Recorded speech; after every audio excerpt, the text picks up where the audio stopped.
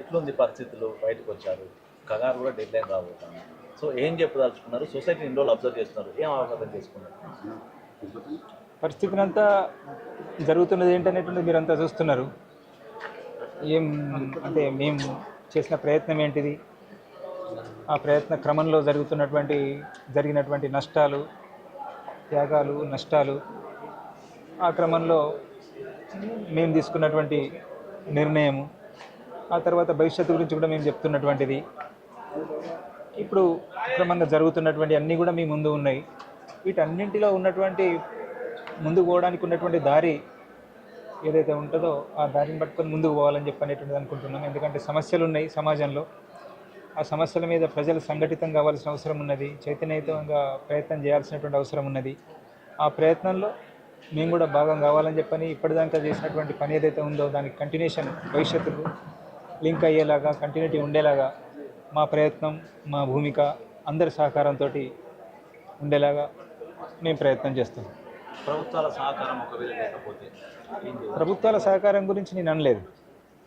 అందరు మీడియా మిత్రుల సహకారము, వేరు సంఘాలు ఉన్నాయి, కొన్ని పార్టీలు కూడా ఉన్నాయి. దాంట్లో ఏమాత్రం ప్రజల పక్షం అని చెప్పనేటువంటిది ఏమాత్రం ఉన్నా ఆ ప్రజల పక్షం అనేటువంటిది ఏదైతే ఉంటుందో దాన్ని కన్సాలిడేట్ చేయడం కోసం ప్రయత్నం చేయాలి అనేటువంటిది అనుకుంటున్నాము. అనేక సమస్యలు దాంట్లో కూడా ఆ ప్రయత్నం అంతా సులభమేం కాదు. ఒక మాట ఇక్కడ నేను మాట్లాడుతున్నా అని చెప్పంటే అదేదో జరిగిపోతుంది అని చెప్పనేటువంటిది అయితే ఏం కాదు. ఆ దిశలో మా ప్రయత్నం ఉంటుంది. ఇప్పటి వరకు మాకు ఉంటే చాలా వాటి నుంచి గ్యాప్ కూడా ఉంది.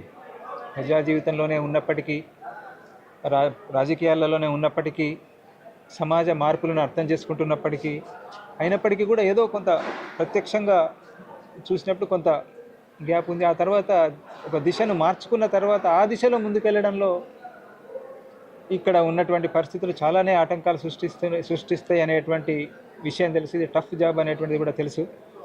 అయినప్పటికీ కూడా తప్పనిసరి ఆ దిశలో ప్రయత్నం చేయాల్సిన అవసరం ఉంది. వేరే మార్గం లేదు కాబట్టి తప్పకుండా మేము ఎన్నో ఆరోపణలు కూడా వస్తున్నాయి మీ మీద.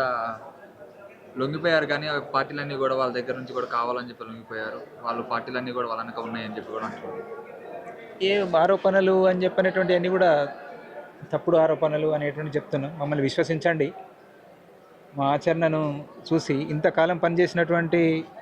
ఇంతకాలము కమిట్మెంట్ తోటి పనిచేసినటువంటి వాళ్ళం ఏ స్వార్థానికి గురై మా వాళ్ళని మేము ఏదో చేస్తాం, నష్టం చేస్తాం, ఉద్యమానికి నష్టం చేస్తామని చెప్పనేటువంటిది తొందరపడి ఆ నిర్ణయాలకు రాకండి.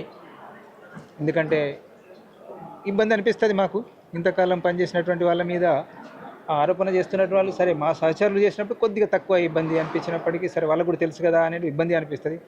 బయట ఉన్నటువంటి వాళ్ళు చేసినప్పుడు కొంత కోపంతో పాటు, ఎందుకంటే అందరు ఎవరు ఏం ఆ ఆరోపణలు చేస్తున్నటువంటి వాళ్ళ బ్యాక్గ్రౌండ్ ఏంటిది అనేటువంటిది అందరికీ తెలుసు, తెలంగాణ ప్రజలందరికీ తెలుసు. కాబట్టి అందరూ అర్థం చేసుకోకండి. వేణుగోపాల్ కావచ్చు, ఆశనాలు పార్టీ కూడా పెట్టబోతున్నారు ప్రజల కోసం కూడా బాగా ప్రచారం నడుస్తుంది. పార్టీ అని చెప్పనేటువంటిది మేము పని చేయాలని చెప్పనేటువంటిది అనుకుంటున్నాము. పని చేయాలని చెప్పి అనుకుంటున్నాము. పని చేస్తున్నప్పుడు ఏదో ఒక నిర్మాణం అవసరం ఉంటుంది, ఏదో ఒక రూపం అవసరం ఉంటుంది. దానికి ఏ రూపం సరి అనేటువంటిది, దాంట్లో ఏ నియమాలు నిబంధనలు పెట్టుకుంటాం మేము అనేటువంటిది అనేక మంది మేము అని చెప్పంటే వచ్చినటువంటి ఒక 10 మందిమో 100 మందిమో 200 మందిమో అనేటువంటి అనడం లేదు. ఆల్రెడీ బయట చాలా ప్రయత్నం చేస్తున్నటువంటి వాళ్ళు, విద్యార్థులు, యువకులు, వేరు కళాకారులు చాలా ప్రయత్నాలు చేస్తున్న వాళ్ళందరి అభిప్రాయాలు తీసుకొని, మీ అభిప్రాయాలు తీసుకొని ఒక సరైనటువంటి దిశను ఇవ్వడం కోసం అయితే ప్రయత్నం చేస్తాం. అది ఏ రూపం ఉంటుంది అని చెప్పనేటువంటి నేను చెప్పడం తొందరపాటు అవుతుంది. ఎందుకంటే నాకు అట్లాంటిది ఏదో ఇమేజ్ అనేటువంటిది అట్లా రూపొందలేదు అనేటువంటిది. మల్లోజు వేణుగోపాల్ కూడా లొంగిపోయినప్పటికీ 6 కోట్ల రూపాయల క్యాష్, అలాగే 6 కేజీల బంగారం కూడా ఆ పోలీసులకు అప్పచెప్పడం జరిగింది. ఒకవేళ ప్రజల కోసం పోరాడే వాళ్ళు ప్రజలకు అప్పచెప్పకుండా పోలీసులకు ఎందుకు అప్పచెప్పారని చెప్పి కూడా వార్తలు వస్తున్నాయి. లేదు, పోలీసులకు డబ్బులు అప్పగించింది లేదు. ఒక్క పైసా కూడా డబ్బులు అప్పగించింది లేదు. తప్పుడు, అది మీకు ఎక్కడో మిస్అండర్స్టాండింగ్. మీకు లేదు, ఏ మీడియాలో కూడా రాలేదు, నేనే చూడలేదు ఇప్పటి వరకు. తను పోలీసు వాళ్ళకి అప్పచెప్పినవని చెప్పలేదు, నాకు అప్పచెప్పినవనేటువంటి చెప్పి 6 కోట్ల క్యాష్ 6 కేజీల బంగారం లేదు, నా పేరు చెప్పింది తప్పించి పోలీసులకు అప్పచెప్పిన అనేటువంటి చెప్పలేదు. ప్రధాన కారణాలు ఏమున్నాయి లొంగిపోవడం అంటే? ఇప్పుడు ఇంకా లొంగిపోయే వాళ్ళ గురించి కావచ్చు, లేకపోతే ప్రజల గురించి ఎవరైనప్పటికీ కూడా అంటే పరిస్థితి అంత అర్థమవుతున్నది. ఈరోజు ఉన్నటువంటి సమాజంలో జరుగుతున్నటువంటి మార్పులు, విప్లవోద్యమం ఎదుర్కొంటున్నటువంటి సమస్యలు, ఇవన్నీ చూసుకున్నప్పుడు మనం ముందుకు వెళ్ళడానికి ఏ చిన్న అవకాశం ఉన్నా దాన్ని ఉపయోగించుకోవడం అనేటువంటిది సరైనటువంటిది.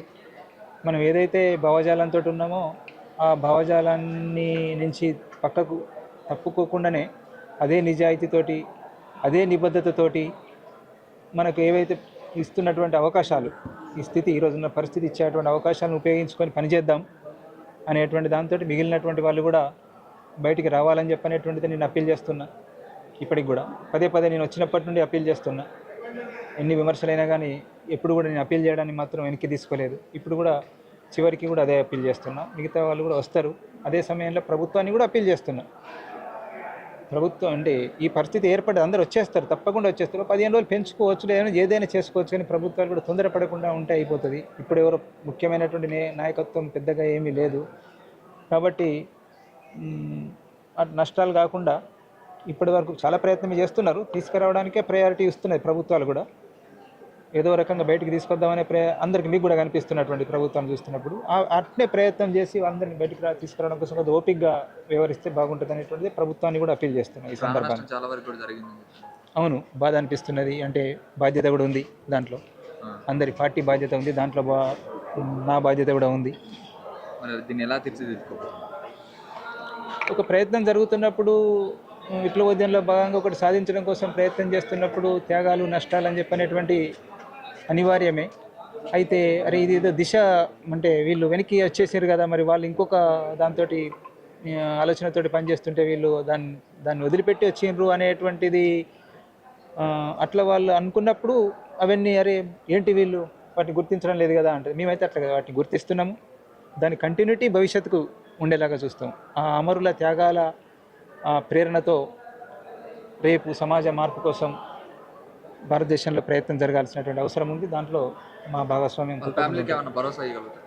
తప్పకుండా వాళ్ళందరినీ అప్పీల్ చేస్తున్నాం. అర్థం చేసుకోండి, మమ్మల్ని తొందరపడకండి, అప్పీల్ చేస్తున్నాము.